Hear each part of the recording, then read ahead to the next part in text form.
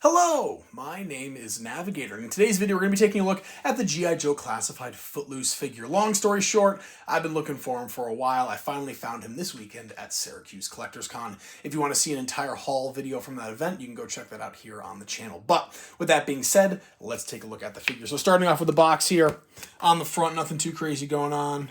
On the side, a little action shot of him with the little peace sign up, and then on the back, another action shot of the figure itself with Dusty in the background there. Very, very cool. I guess we'll leave this up here. All right, and starting off with the figure first, on the bottom we have those very typical Vietnam War era black tactical or combat boots with that green stripe. That looks very nice on the ball joint. Camo pants here with some kind of like bracers there on the knee, although it's kind of like sewn into the pants. And those are, of course, double jointed. Well, looks like single jointed, but you guys know the picture. Little tool belt there. Nothing too crazy on the front, but on the back we have an extra ammo pouch where the magazine does not come out. Some little like medic clips or something, and then a holster for his pistol that we'll look at here in a second. On the front, some more ammo pouches. He has like a little smoke or a stun grenade or a fragmentation grenade, who knows. And then a sheath for his knife that we'll also see here in just a second. On the arm here, he has a nice little watch with a trigger hand, and then a little just like a paracord bracelet or something on the other. Very nice looking.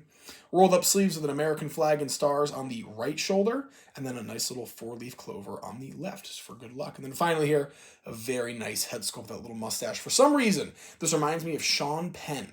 And Sean Penn was actually in Casualties of War, which is a famous Vietnam War movie about war crimes. So, I don't know. Very, very Vietnam-esque, though. Big incentive for why I really wanted this figure. So there we go. All right. His accessories, he has a pretty, standard, just kind of like tactical backpack. Canteen, little pouches, everything there, and that fits in the back. He also has this very cool looking, almost like a Canadian, like military helmet there, but it's still very cool. Some moss on top to kind of add for camouflage, some night vision that pops down. I will say though, this is all one piece, so you really got to shove it onto him. I actually haven't put the helmet on yet because I know that it will be a pain, but the helmet is still very cool. And then moving to his weapons, the first of which is going to be this like missile launcher, kind of a disposable missile launcher with a little shark mouth in the front. And that is very cool. And it also comes with a little missile that you can ram into the front there. And there you go. He's ready to go.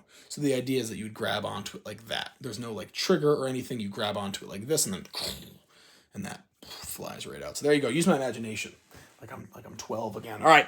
Next up here, we have a Browning-styled pistol. Very cool. I love the 1911. Love Browning-styled pistol. So that is super cool. Very Vietnam accurate.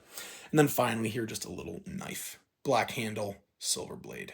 Very cool little blotch on there. But if we put him all together, we can throw the pistol into the back holster there. Throw the knife into the little sheath there. I'm not going to put the helmet on, folks. I'm sorry.